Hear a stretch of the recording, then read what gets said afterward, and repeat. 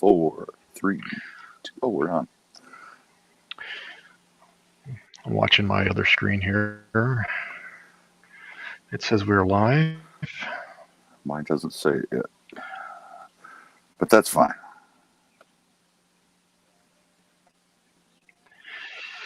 Yeah, StreamYard's good. Usually 15 to 30 seconds behind, so it looks like it's closer. Yep, about 30 seconds behind today. There it is. So we're gonna get started a little early.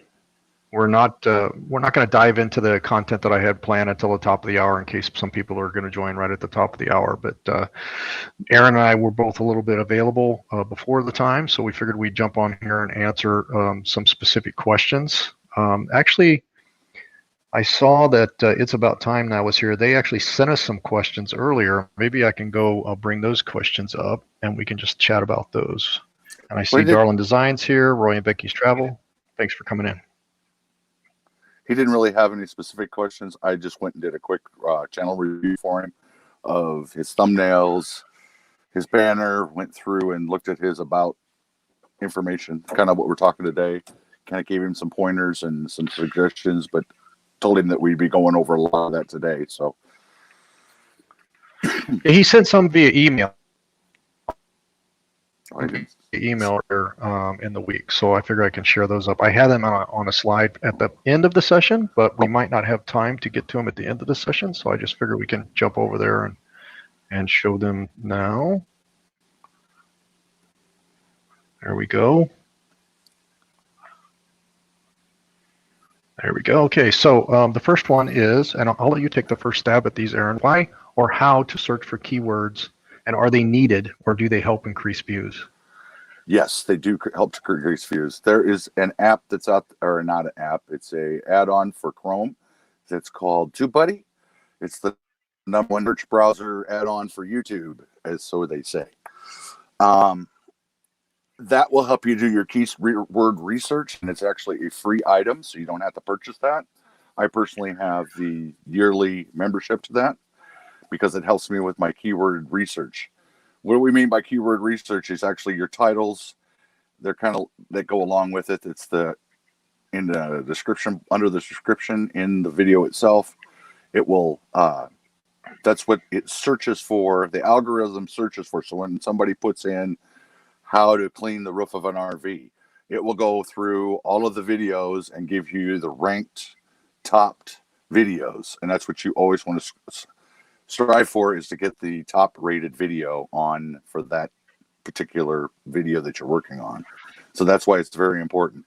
They say that the order that you should do your videos in is actually the thumbnail first, keyword research, or actually keyword research first, then your thumbnail, then your script, then shoot it. That way you have exactly what you want to talk about, the tags that go along with it, so it's searchable within YouTube. Then you work on your thumbnail, so you already have the title. Then you work on your thumbnail, and when you get that the way it goes, then roll into the production. That way you can write a script and talk specifically about the topic that's in your thumbnail. How many times have you watched a video where you get in there and the thumbnail has nothing to do with the video, and you instantly click off of it because it's not what you were looking for? That's the kind of the idea. That way you have a subject.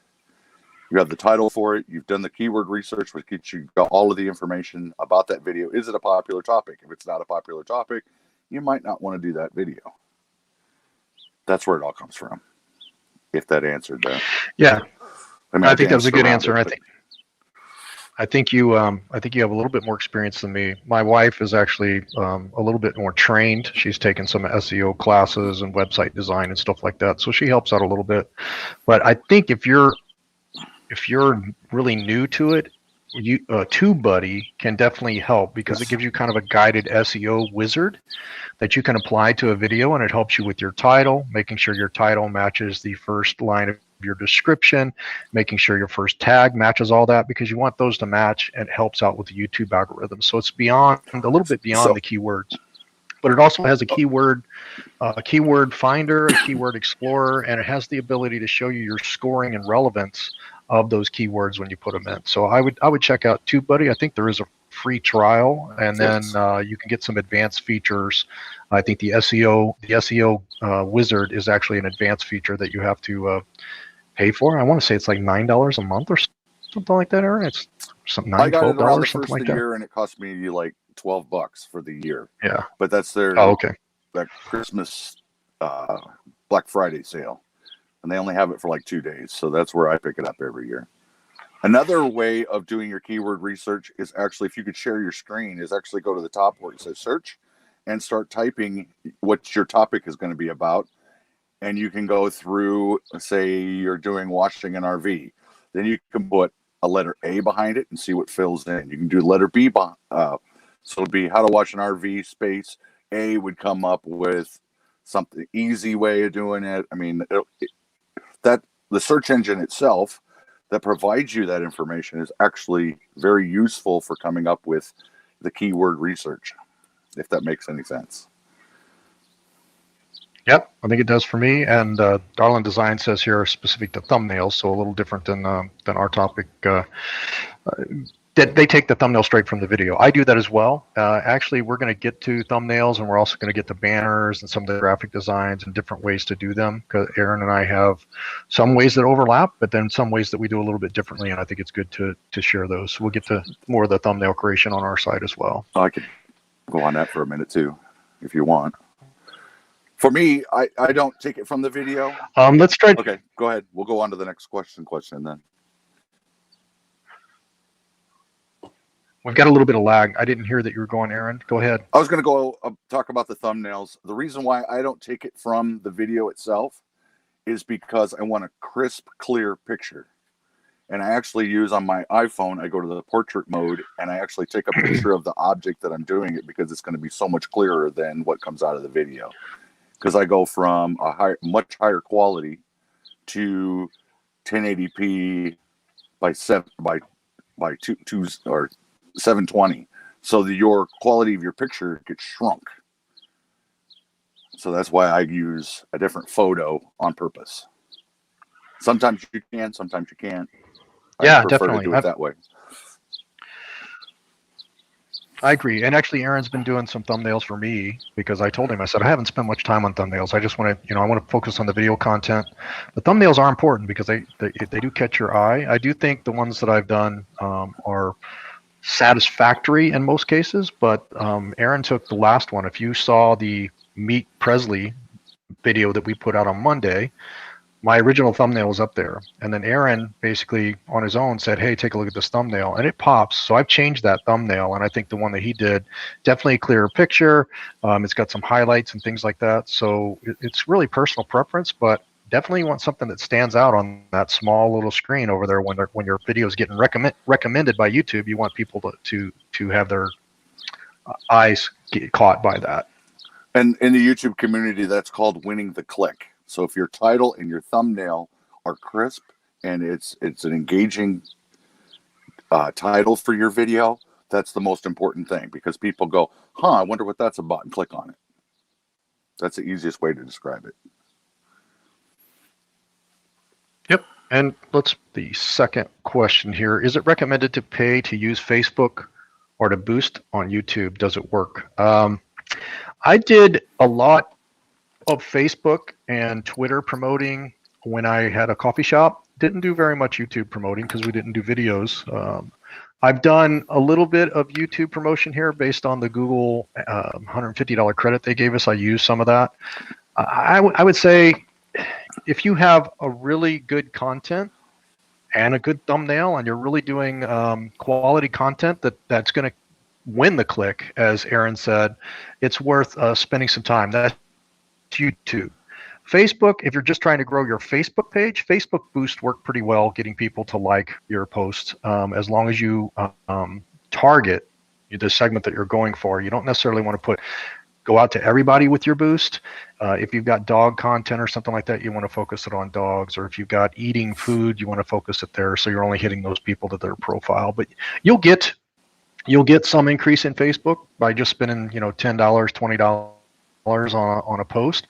But if you're posting a video on Facebook, you have to use a different thumbnail, because if you've got text on that thumbnail, they won't promote it. So you have to take the text off of that thumbnail down to, I think it can only take up about 20% of the screen.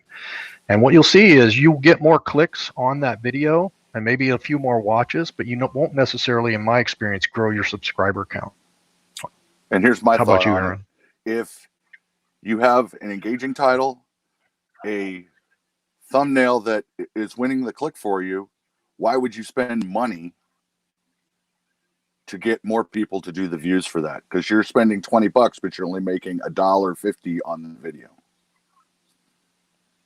I mean, that to me, it comes down to simple economics and math. Why would I do that? Invest a little more time and try and come up with a crisp title and a crisp thumbnail, an engaging title and a crisp thumbnail, and you're going to win the click. Again, it goes all back to that.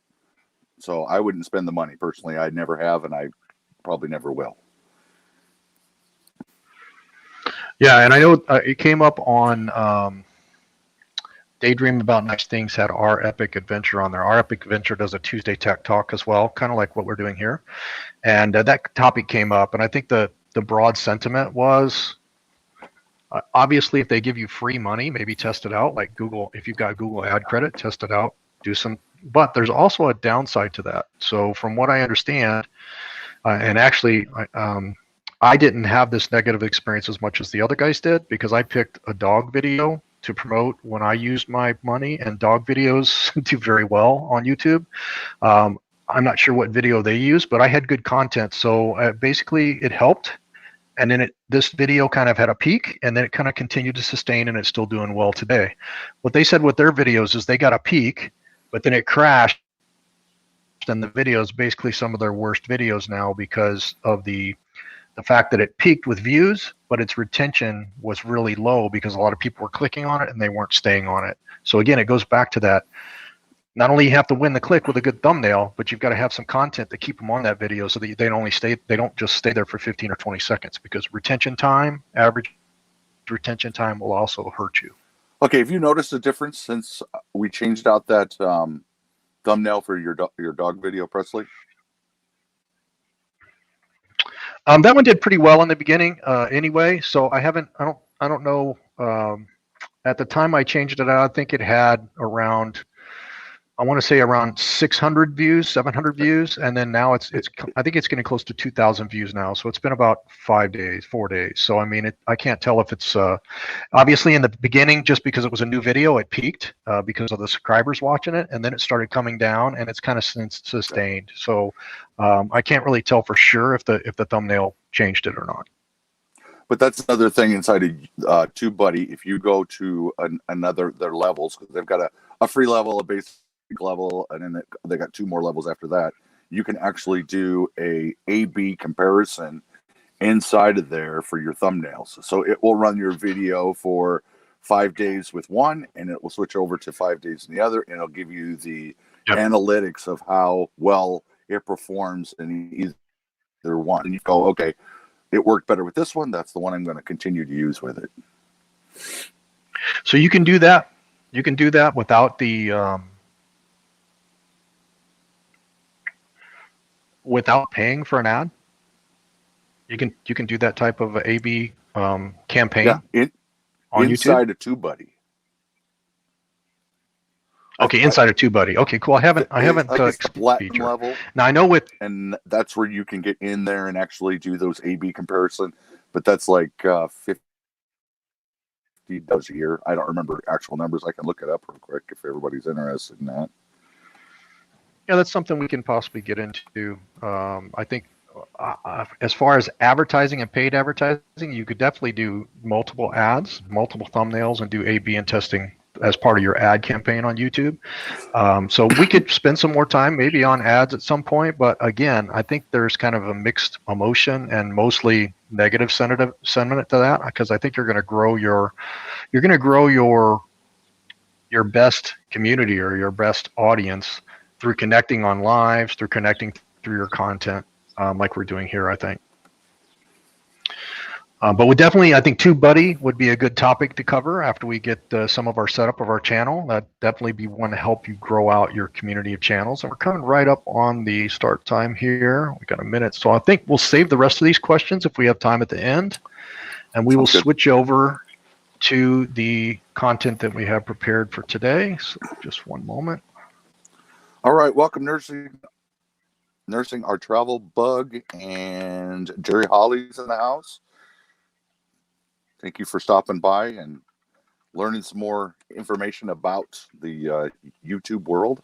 We really do appreciate it. If you would do us a favor, go ahead and share this out within your small community. That way you're helping us out. We can spread this word out to a lot more viewers. That would help out greatly. All right, so let me get the screen that I'm going to share up here.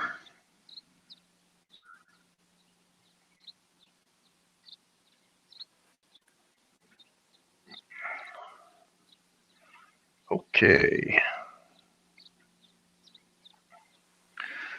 Make sure this screen share looks correct. We'll get started on our episode 3 here in just one moment.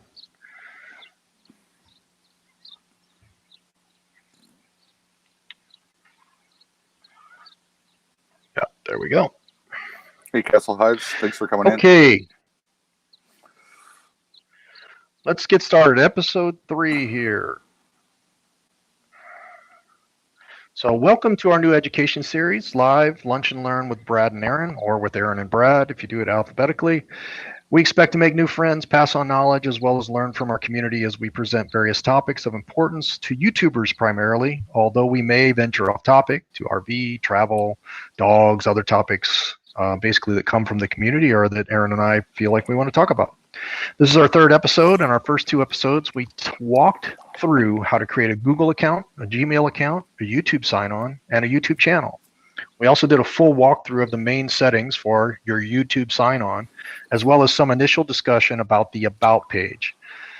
This week, we will continue building out our new channel and review the About page and move into adding logos and banners to your page. You can also find out more about Aaron and myself by watching those first 2 episodes. So we spent a lot of time talking about ourselves in the first episode. We kind of introduced what we do. You can feel free to go back and watch that. But basically, we have various experience with YouTube, social media, variety of software packages. But the main focus really is you, the YouTube community. We really hope that those that join and bring their experience of all levels in here share with us, as well as we can share knowledge with you and just make this a real collaborative type of lunch and learn. So that kind of really brings me to the next thing, which is that disclaimer. So as I said, we have knowledge, but we're not experts. We're not certified in any particular area. We have a passion to learn and share that, and really this concept of paying it forward and being positive. And I think Aaron said this phrase here: if you're not learning, you're dying. And I've heard that throughout my career from different people. Just especially in technology, you're constantly learning. If you stop learning, you're going to fall behind. And I know there's periods of time with, like, whether it's camera work or whether it's audio work or just YouTube and social media, I won't kind of pay attention to the new tips and tricks, and I'll miss out on things that are going on. So sometimes I'll fall behind if I don't keep up with those things. So the whole point here is just to share that knowledge and expand everyone's knowledge. I think there's a saying of the whole is greater than the sum, right? So I think it's a good community. Today's topics, we are going to refine and review and refine our About mission. That's what we'll start with. So we'll go back to that About page. We'll review a few conceptual examples. We did a couple last time. We did some of Aaron's, some of mine. We're going to go into some other pages of different sizes and show you different approaches to the About page and get your feedback. And we'll also provide our feedback. We'll also show you after you have your About page to make sure that you are basically spreading that same message, to copy and paste that into your video upload template.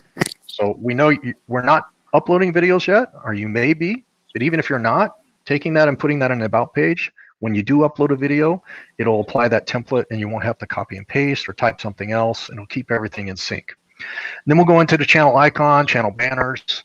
We'll show a few different ways to do that. There's some different experts in the community, just a couple that I'm aware of that have helped out, in addition to Aaron's done some help there too. And then there's also some pay options. Freelancer and Fiverr are two sites that I've explored. I actually haven't used services on there, but I've actually sold my services on there. So for the different softwares I support, I've used both of those websites to actually make money by being a freelancer. And then do it yourself. If you want to do it yourself, there's a bunch of different software pieces out there.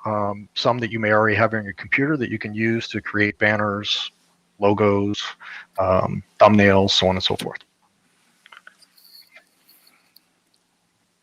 And so when we get into the do-it-yourself, here are some of those softwares. I'm not sure how deep we'll get into these today. This might be more of our next episode where we dive into some of these, or if there's a vote from the audience on what you use and you would like some more knowledge on them, we can do a specific session on one or two of these. I know there's quite a few people that use Filmora, so I think we're going to be doing some sessions on it probably.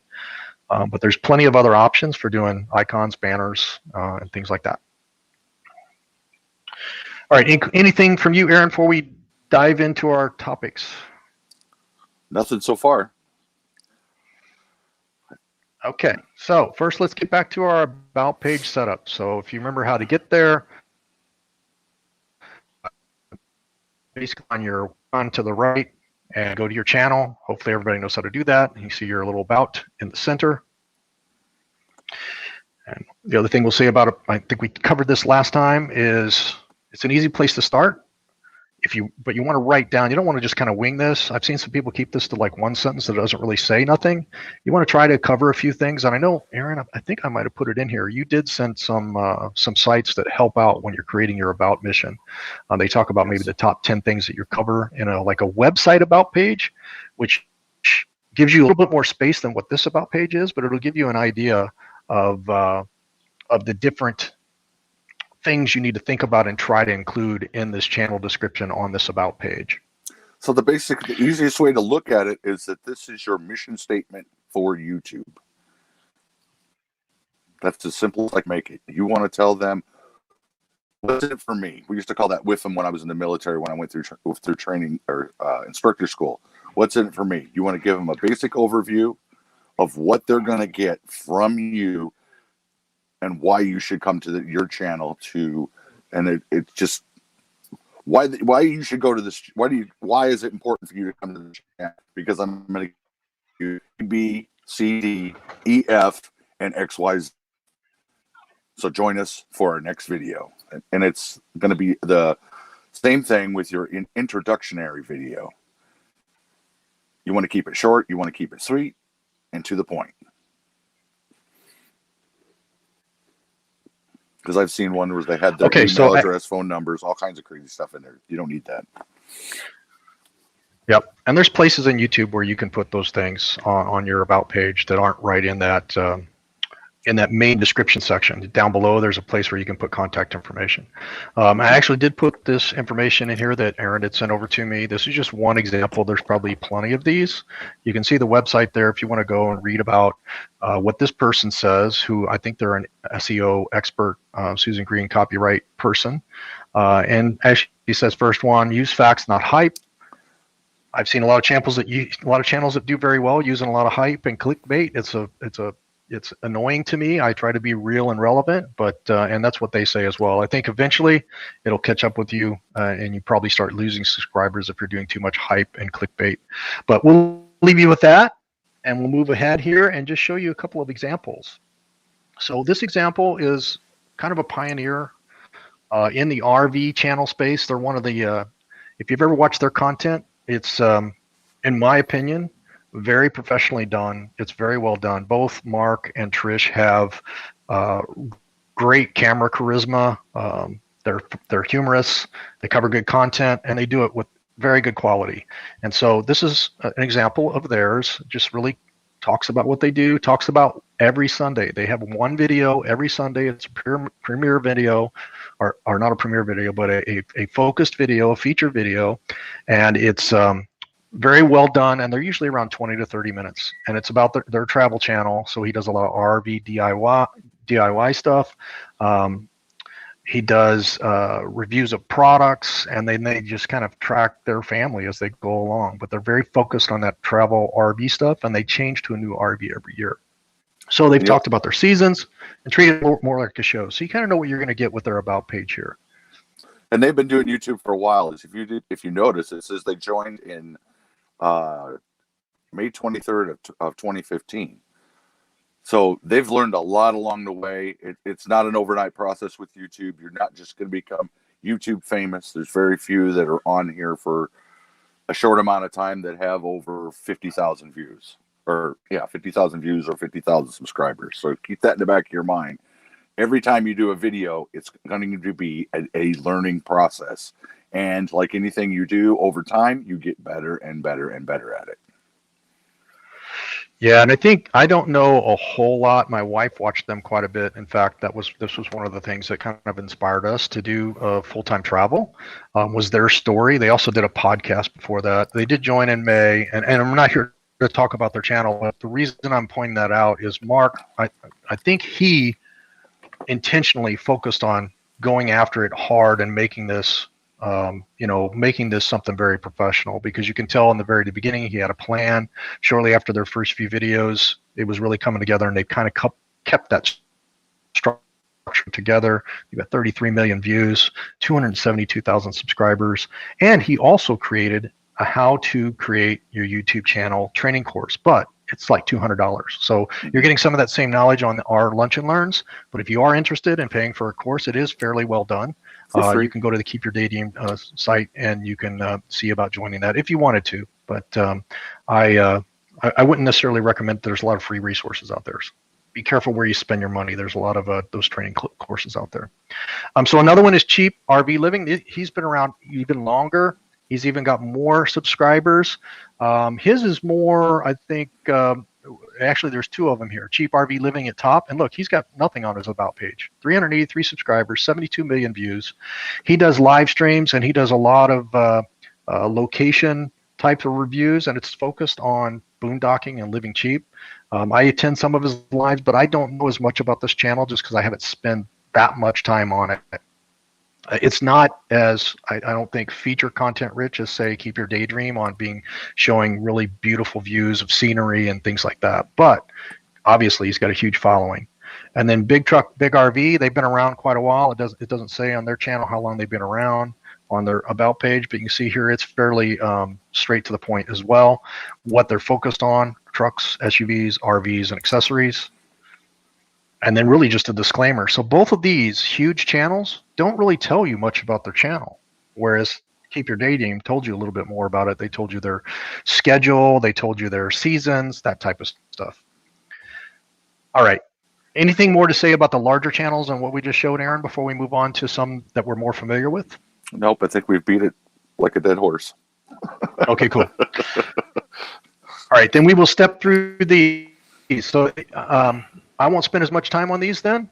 You can see here, I think most of us are familiar with Bob and Debbie from Blue Wave Odyssey. It's really a short paragraph, a little history about why they got into it, and just inviting you to come along, right?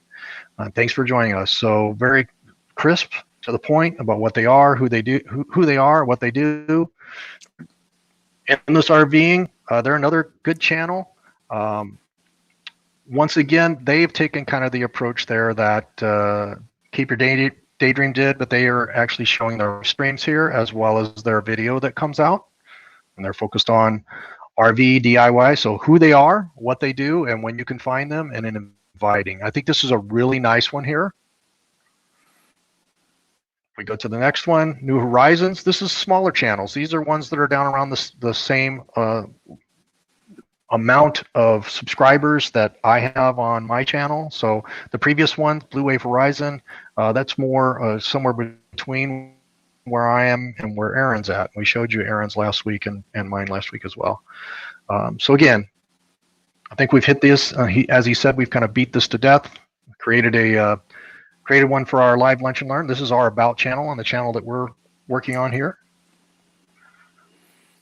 Did I lose my screen share? Yeah, Brad, it's lagging pretty bad on this end. Hold on just a second. I think I lost my screen share. Let me get back to it. All right, that should be back.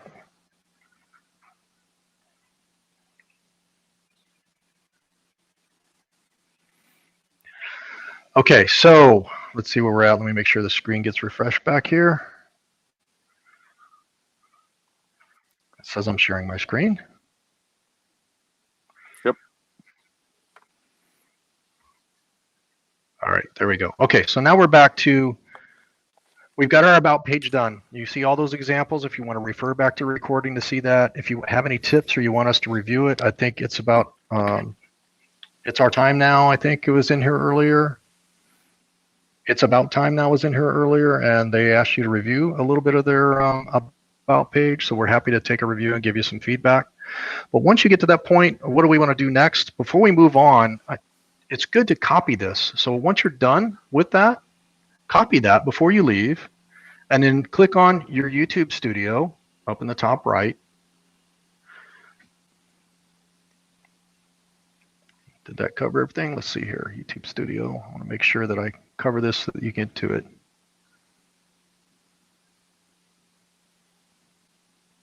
I think we skipped one page here. Let me slide over here and actually do it. Let me go to my YouTube page. Right here.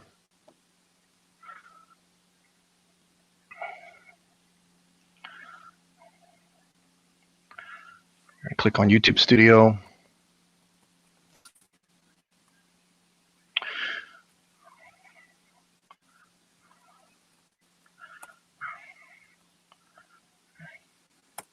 And actually, you've got to step back here to our About page. Customize channel. So there's a couple steps missing there, but once you get back here and you want to copy and paste your About page, you can do it here. Copy and paste this. And then what you're going to do here is come back to your channel.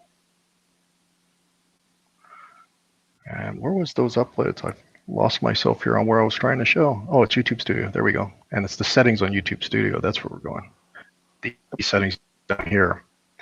So that's one of the things that kind of get you, you can get lost in the different places to go to settings. I do all the time. But in this case, we were looking for this upload defaults. So sorry for the confusion there, but you basically go to your YouTube Studio and hit settings. That's how you get this page. We come back to our screen here. So once you get to your upload defaults, click that. Enter and copy and paste it in here. Number 2, you're going to paste that description in here. Put your title of an episode. Now what you're doing, just to explain here, this is going to be your default. When you upload a new video, you're going to load it in private mode. So you put something here that just says my new episode. And this will pop up when you click new video, and we'll get to that here in a little bit.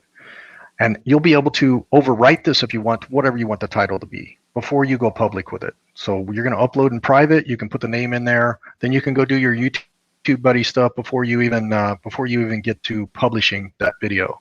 But having this description in here for your channel allows you to write above that description each time, tell about the video. So then what you've got is in that channel, in that video's description, you've got the video title, the video description, and then your channel description right below it. So it helps you keep from having to retype that every time. And there's some other tips and tricks to put into this upload video piece that we'll get to when we start uploading videos.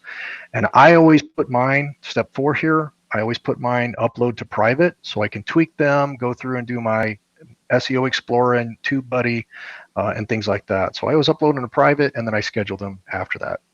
Aaron, how do you use this? What do you have in your upload?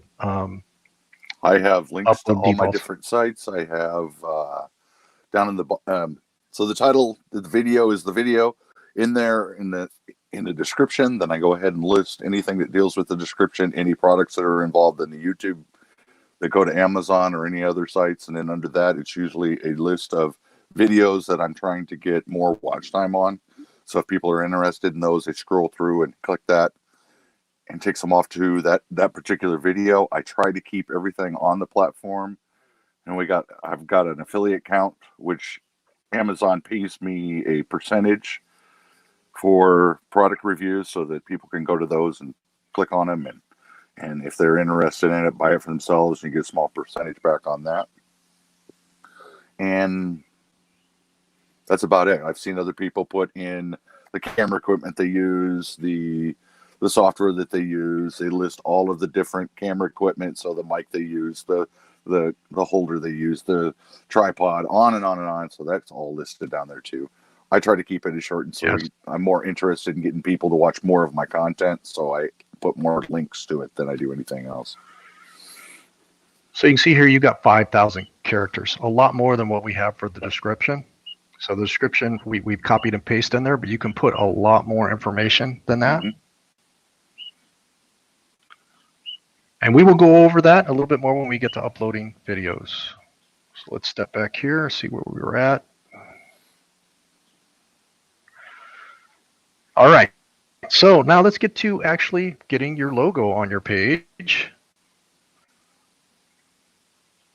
So if you want to add a logo, the logo is that little circle that's up on the top right, and then also on your main page, it'll be a little circle within your banner. It's pretty easy to do. To get there, you're going to want to click your logo in the top right. That's usually just your first letter of whatever your channel name is or your first name is, and then click your channel. And it's simple as clicking that image button. Once you click that image button, it'll ask you if you want to edit your profile picture. You can click edit. On the next page, you'll be able to upload a photo. So you're going to want to upload a photo, basically a file. It can be a PNG file, a JPEG file, some type of photo format file of either your graphics or what you want to appear in that little icon. More I guess of the professional channels or those that are going for a brand will put their logo in there. Others might put their face, something that's recognizable, so quickly at a glance somebody can see and identify that channel or that person. Some people even put their dog.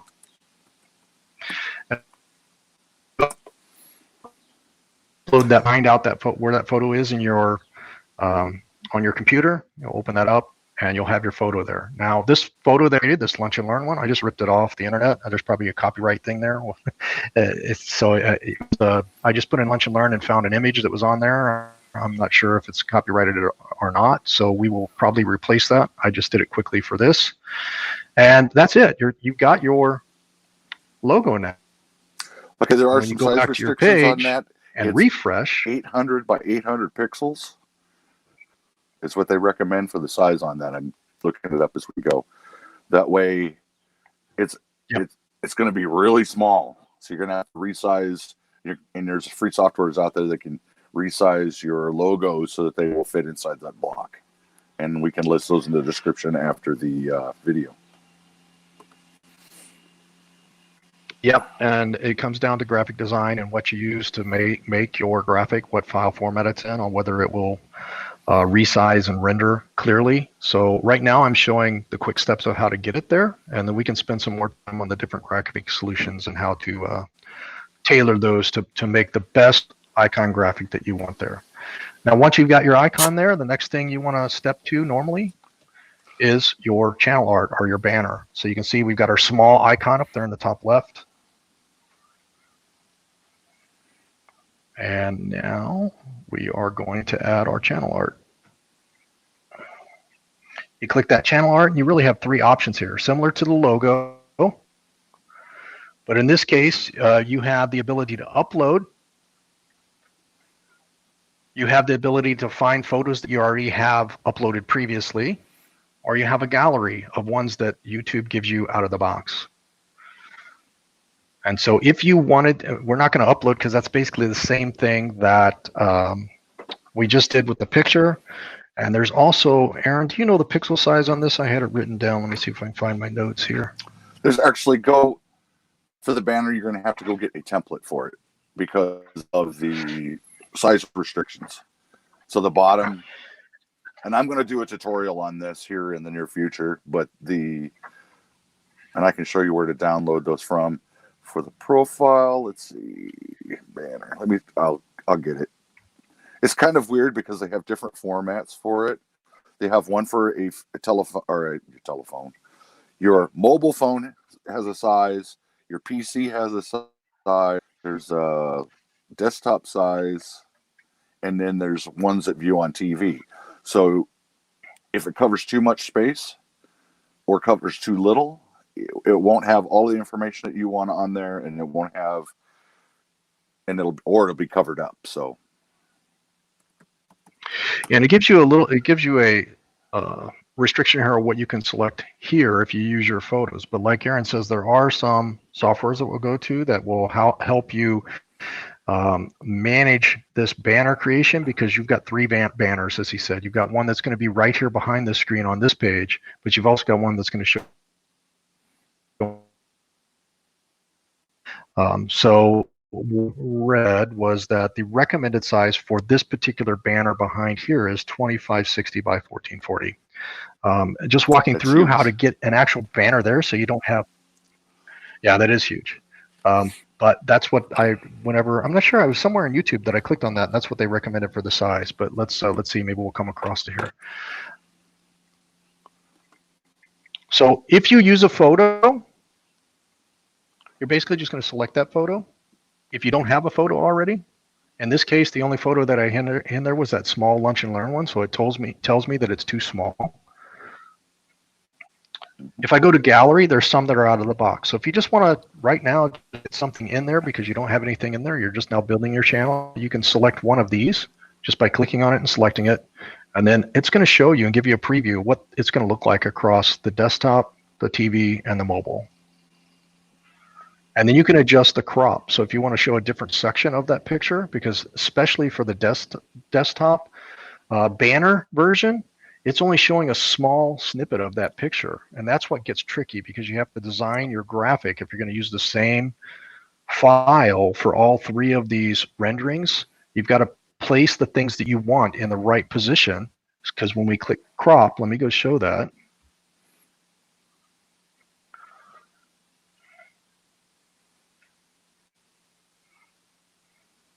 Let me get back to my channel. And the one that's up there is one that I was doing some tweaking on for another channel.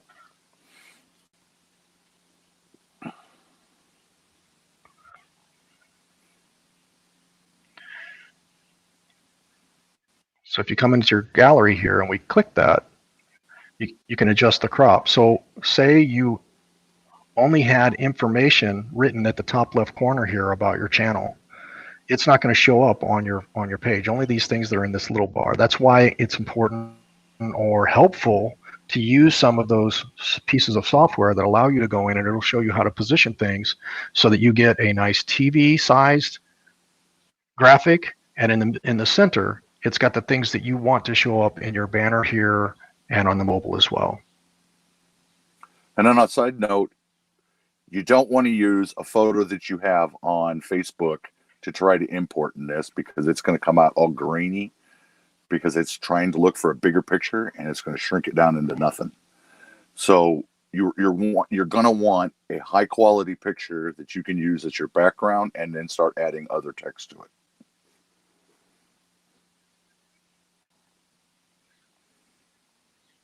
Okay.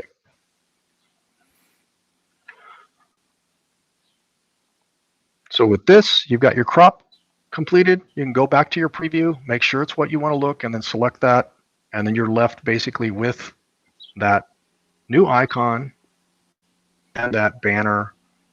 And at least you've got something in there that isn't, you know, the what do they call it? The out of the box, no graphic, basically. You're going to want to go back to your home page, and then you go back to your and actually look at your channel and see what your channel looks like, and that's what you're left with. Now you have your name done that we did last week. You've got your about page in here. You've got your logo, and you've got your banner. Okay, so we're about halfway through.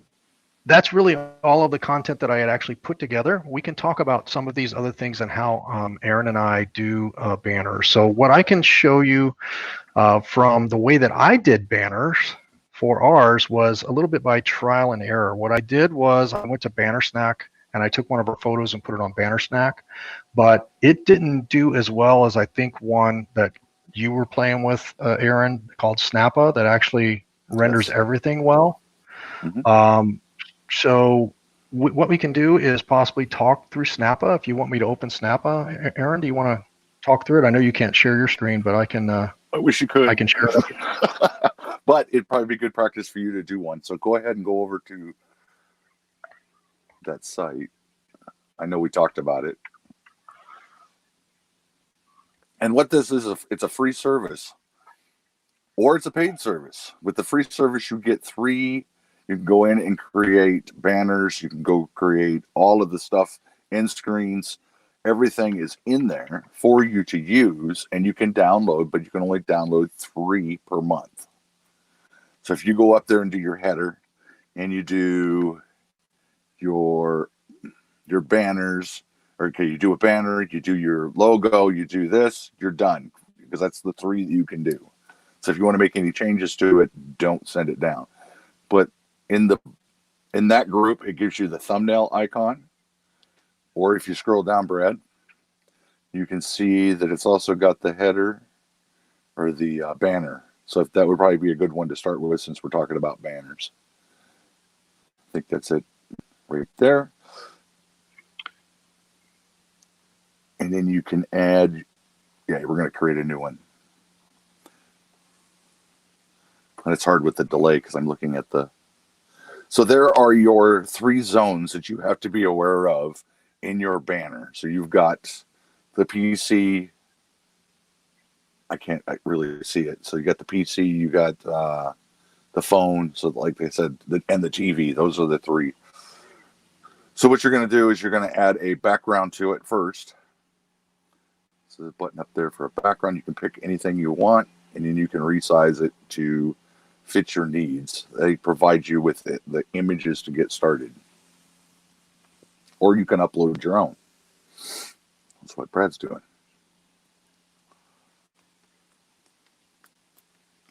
Once you find the file that you want, you go ahead and click on it, and it will upload, which is going to take a little bit of time because we're doing this live, but that'll be a good way to show you how it works.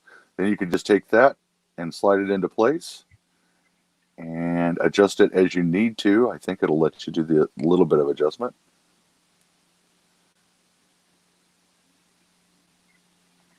Actually, it's not letting me move it around.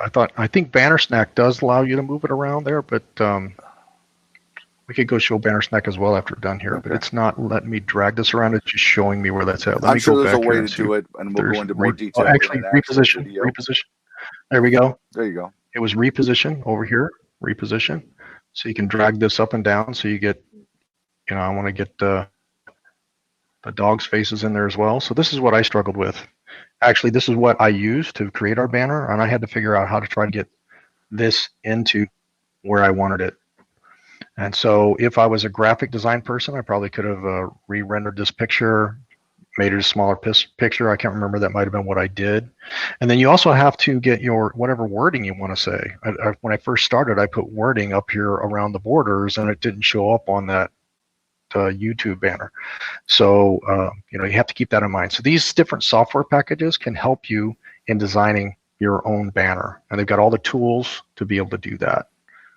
So we would just apply this zoom, so it takes you out of that being able to move this around. If you didn't see it before, the way to reposition it is right here, and you've got all different types of things you can do, like background color and change background color, typical things that you would find with a graphic design tool. This just simplifies it so you don't have to learn all of the shortcuts and relearn the new software. So if you want to go ahead and go. Yeah, and then I think the nice thing about this, in my opinion, is a lot of the logos and graphics are going to be just one size. But in this case, when you're putting this one in for YouTube, you're putting in one that has 3 different sizes. You're putting in the one that has the TV area. You're putting in the one that has the main desktop area. And then you're seeing the cell phone area. So you basically lose a lot of real estate when you go from TV down to your header, and then you lose some of the width You can see here, I'm not sure if you can see it on your screen very well, but right here is where it tells you your tablet size area, and the very center is your cell phone mobile device area. So you're not going to get these things that are out here in the periphery on the mobile phone unless you design something right in the middle of there.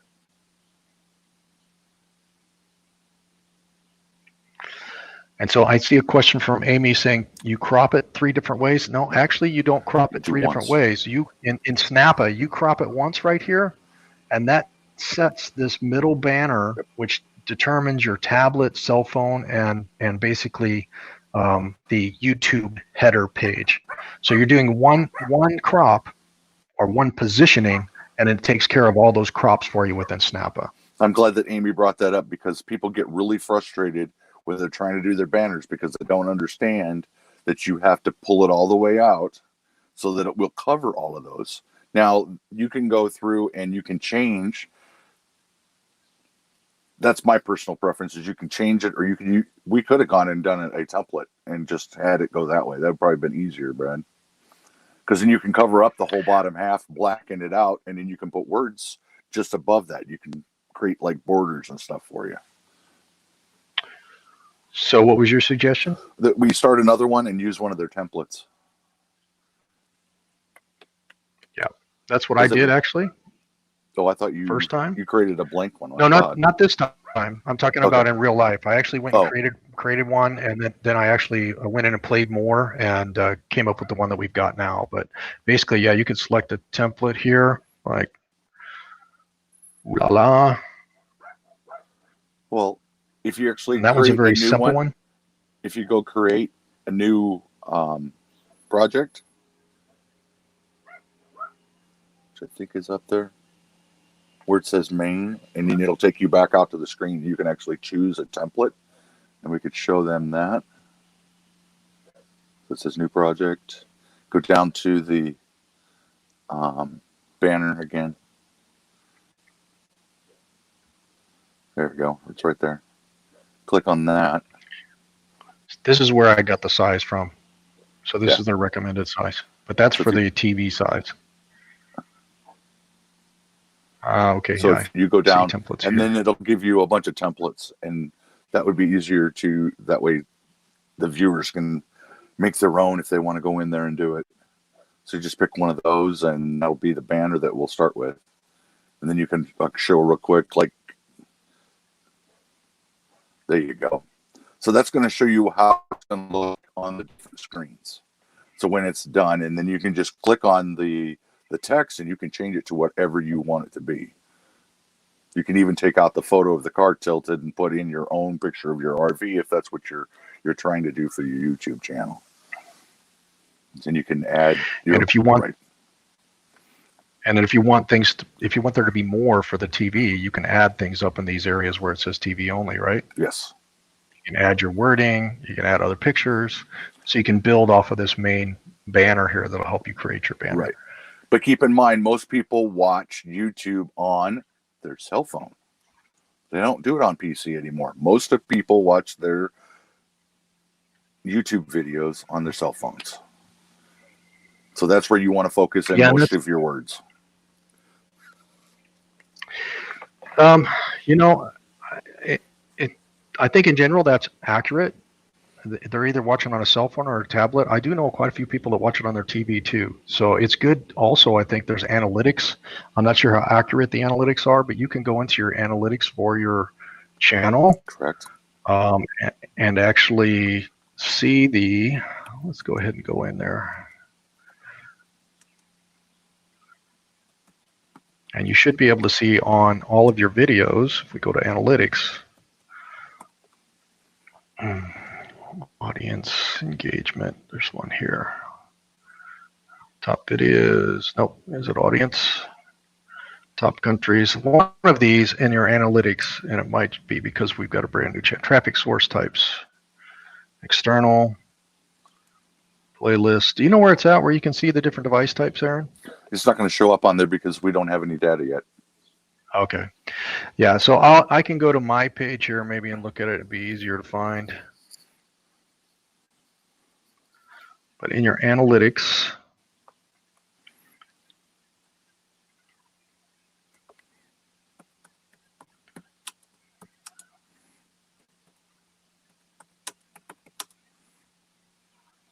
Age, gender, top countries, engagement. Let's see here. Top videos by. Maybe I'm thinking of my website. I know it shows on my website traffic source Well, type. we There can we do go. that Well, on another one. Let's go back to that header so we can play with that a little bit more so they can get a feel for it.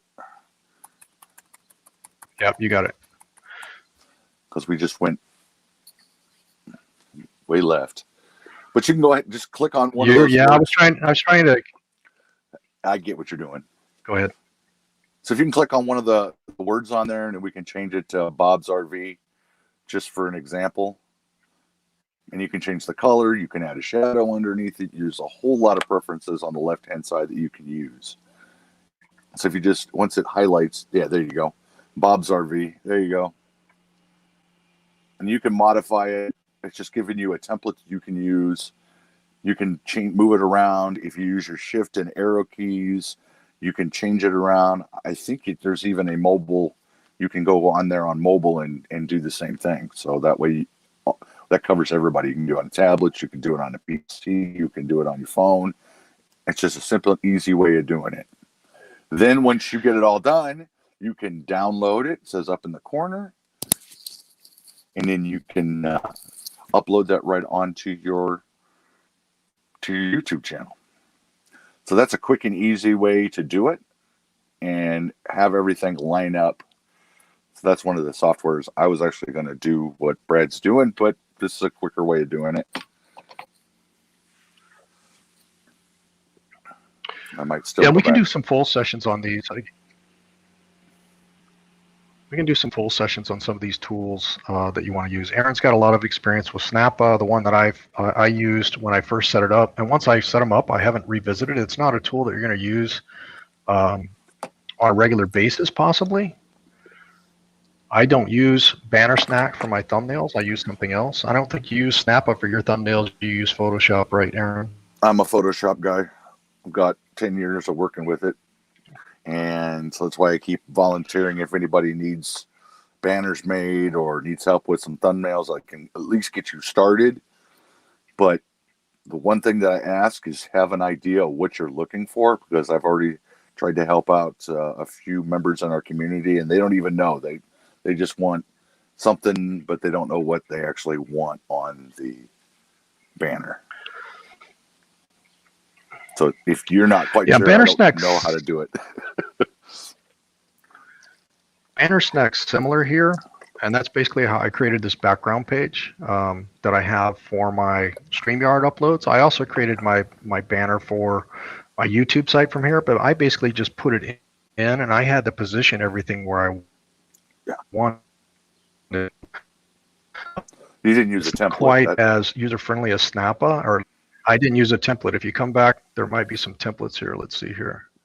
There's templates here. You have to upgrade your plan. So I did not want to pay for the templates is the reason I didn't use a template. So they don't give you templates out of the box like Snappa does. So I think that would be an advantage to start with Snappa maybe. At least get you started and get you moving. Yep. And get your YouTube. But you can do all those types of text design and so on and so forth from here as well. And there's like 100. Basically, once you have an upload. So with the paid subscription, you get more fonts, you get more templates, you get a whole bunch of other add-ons that they have along with it. But for free, you can at least get something, get you started, and 3 times a month, if you're doing 4 videos once a week, you may have to find another avenue for one thumbnail per month.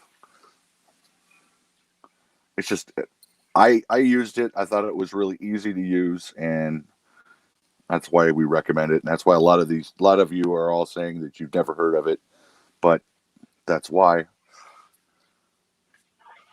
And we're trying to give you some. All right, so stuff. That really takes me through the content. My work got in the way of being able to put together, and I thought it might take us longer to get through some of the steps that we went through. But the icon and the banner, just getting one up there is pretty easy. Playing with these tools and figuring out how to get one that you really like, I think is a bit more of a challenge. I might prepare some more time on actually creating one from scratch, or Aaron said he might create like a Snappa one from start to scratch as well, and a standalone video, and then we can just refer you to that video. Hey, Brad, can you put a link to Snappa in the chat? I can. Or I can do it. I guess I can punch it in here. Yeah, you're a moderator, so you should be able to put the links in. Yeah. So with the rest of our time, we can just address questions. I think there were a few more questions that we had left on this other screen here. Let me go find those questions that It's About Our Time had asked.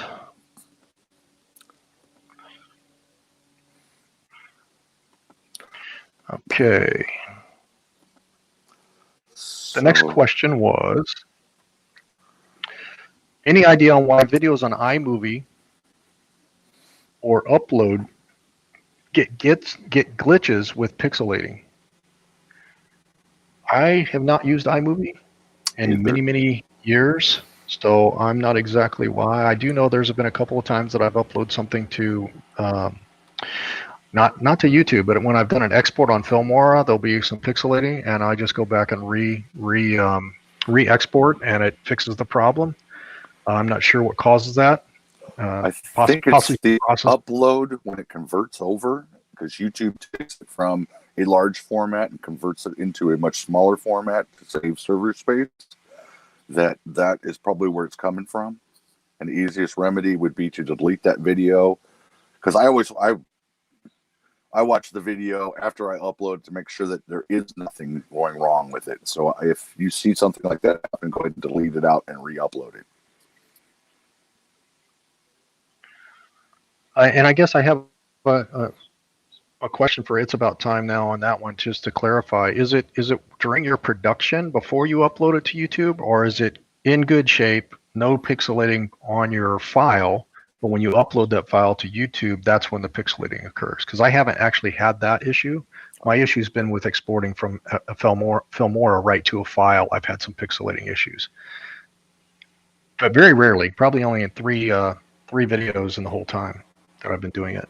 And I've only ever had that happen once to me, and that's the remedy that I used, and that was because I was in a remote location trying to do it from my phone, and I didn't have very good cell service, so that's how I remedied it. Yeah, so you're right. It can happen both ways. So I think that from my perspective, I haven't tried to diagnose what the issue was. I just delete it and reload, and it goes away, kind of like rebooting and fixing the problem that way. Okay, next question. How to find music other than iMovie Music or YouTube Stop Music, and how to pay, or what is recommended? You want to cover your side first, and then I'll go into my side on the music? I've never paid. I've always used the YouTube library. Okay, YouTube library. Cheap. I'm sorry. So, yeah, I used a lot. I'd say for the first year, I used, and I'm passionate about music. I used the YouTube library. I use Filmora stock music, which there's only about 30 on the Filmora stock. So you'll run through those fairly quickly, but they do have some nice ones on there. They've got a few on there that are pretty good. And I did find that sometimes it's nice because other people are using those. And so it's kind of like, oh, I know this song when it comes on, right? But you don't want to be over repetitive with the same song unless it's like part of your intro theme, in my opinion. Then I went to the YouTube free library and I started using it, but I didn't find that the music was the quality that I wanted. And there was, at the time that I did it a year ago, I haven't looked back. I imagine there's some good stuff on there now, but I had trouble finding stuff of the quality that I wanted. So I was referred to Epidemic Sound. I went to Epidemic Sound and started getting some music from Epidemic Sound, and used it so much that I ended up paying for the service. I can't remember how much it is. I think it's around $9 to $12 a month or something like that for Epidemic Sound. But you can search on all different genres, and I just found that the music is better quality. And then thirdly, my son plays music and mixes music, so I get some music from him as well. So that's another option. But even another option is to go right up to the search engine and type in free music. And videos come up, and you can download those off of YouTube and use the music as your background tracks. And let's see, I've got one more question here. Is there a best time to upload? I think we talked about that last week, didn't we? We did a little bit, yeah. I think you've been around doing it a lot longer. You've got a lot more videos than me. I'm still struggling to really, for me, it's been more about content. For me, the best time to upload a video is I up or now are we talking about uploading a video? Because you can upload a video anytime. When you set the schedule it for it to be sent out to everybody else so they can watch it. My personal preference is on Friday mornings. That way, well, not right now with the pandemic going on. I'm sorry, our world issues. People get off work or they're not working on Fridays because of their schedule. If they work nights, they're off on Fridays and they work through Saturday. That's the prime time when people are going to be watching videos is on the weekend. So that's why I always do it on Fridays. I've seen other people have success with doing them on Mondays. I like to do it on Friday. It's 5 o'clock in the morning, and that when I was out in Washington State. That way, when that person is waking up and getting their cup of coffee and getting ready to go to work, they sit down, they watch a quick video, and boom, I got that traffic. And then it spreads right across as it goes all the way across to the West Coast. Somebody's got something fresh to watch that morning. That's how I do it.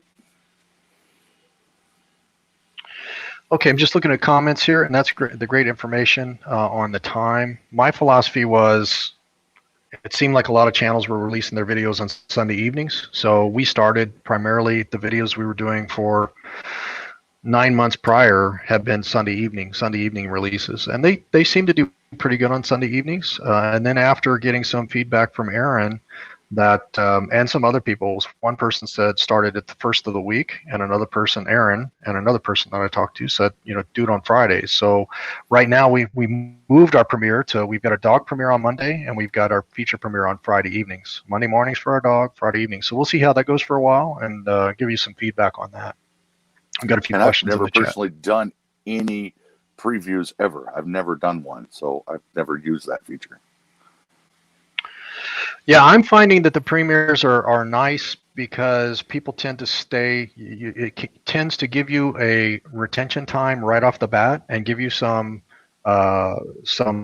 views and retention right off the bat, because most people that come to premieres seem to stay because they're chatting with somebody, even if the content's not that great. They're having that community sense. We just started that probably 6 weeks ago, and it's been working out pretty well.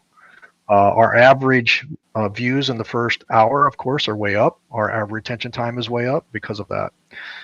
So we've got Darlin Designs here says they use Cyberlink as well. So that's another one.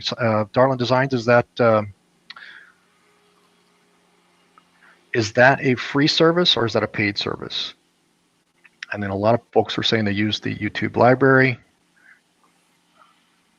I think I saw another one up here from StartDim. What website is that? I need a banner. The banners that we were doing were either Snappa, snappa.com, or bannersnack.com. Both of those will give you the abilities to create banners.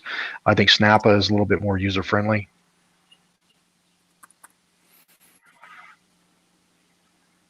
Let's see, there was another question here.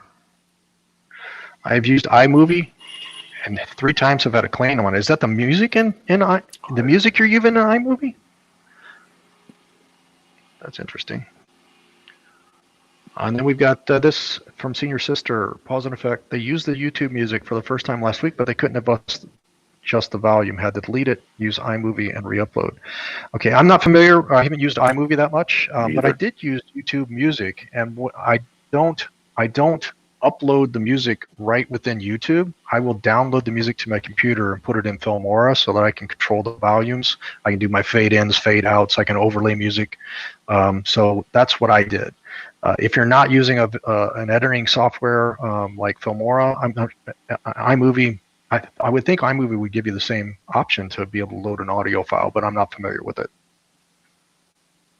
And there are plenty of tutorials that you can put right above in the search engine and say how to edit movies in whatever software you're using. And I see a lot of people using YouTube Music Library. I want to just reiterate that I used it, and it's a great program. Just for some reason, I wasn't finding the music to my level of quality in the genres that I wanted to match. Maybe I need to go back because that was 18 months ago. I've been using Epidemic Sound, and maybe they've got a bigger library now because I know there was new ones all the time. And that's a great option for free And there's also, while we're talking about that, there's some uh, uh, housekeeping or some requirements sometimes on even some of the free music where you have to put certain things in your comment of your video. So just pay attention to that as well. Another caution that I would suggest that has happened in the past, that people had videos that were up on YouTube for 5 years. All of a sudden that person got signed and they went clear back to their demo stuff that they were doing on YouTube. And now all of a sudden that's all under copyright. So that's the only one downfall of using YouTube music and their music studio. So they can go back and if they license that music, then it can come back and give you a strike, or you have to take the music out and change it. But that's an easy process to do it. They give you an option of going in and overriding the music. It's just your video won't sync up with it. Okay, I'm not sure if I missed any questions in chat. If you ask something in chat we haven't answered, please ask it again. We've got a few more minutes left here. Uncle Lisa's saying that Filmora is really easy to use, but I don't like animated videos. But it doesn't like animated videos. Uncle Lisa does animated videos, and I've heard this before. I'm not sure if it was you or someone else, that Filmora has some challenges with animation and animated videos when you upload those. I'm not sure what it is or why that is, but I have heard that before as well. I don't know. Where do I recommend to get music? Well, if you're interested in expanding the music and you're willing to pay for it, there's a fairly reasonable site called Epidemic Sound that has a pretty good library of not just music, but also sound effects. There's also ways to look for non-copyright music or free music.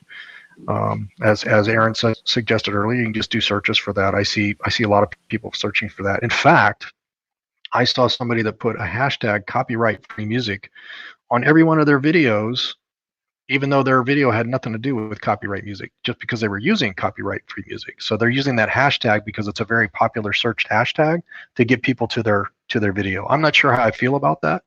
But since they're using it, I guess maybe it's not really clickbait. It still applies. I'm just not sure I'm comfortable with that yet. But it gave me an idea of thinking about which hashtags are popular, and if your video matches up with that, making sure you use a hashtag, even if your video isn't fully focused on that. Anything else, Aaron? Did you freeze, Aaron?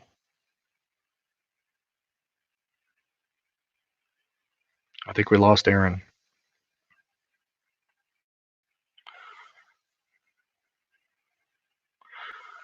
Yeah, Filmora is pretty easy. I hadn't used iMovie, so I can't really give a comparison, but I know I picked up Filmora pretty easily. I looked at some of the others after I used Filmora, and I decided to stay with Filmora just because of the ease of use versus some of those more expensive professional production systems.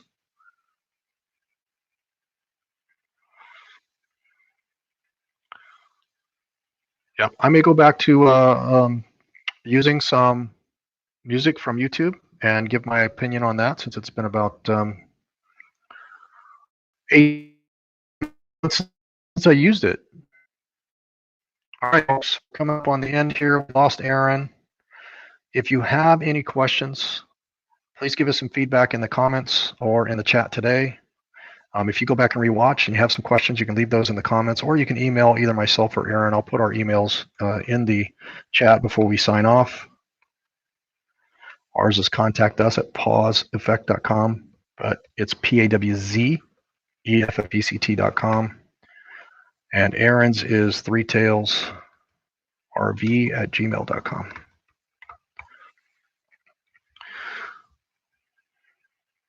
So I think that is just about everything for today. I've got a live tomorrow morning. That's the game. It'll be our first one in May. We did a preview to the games last night. So hopefully see you on the morning chat. If not, I will see you on Blue Wave Saturday night or next week. Everybody have a great weekend.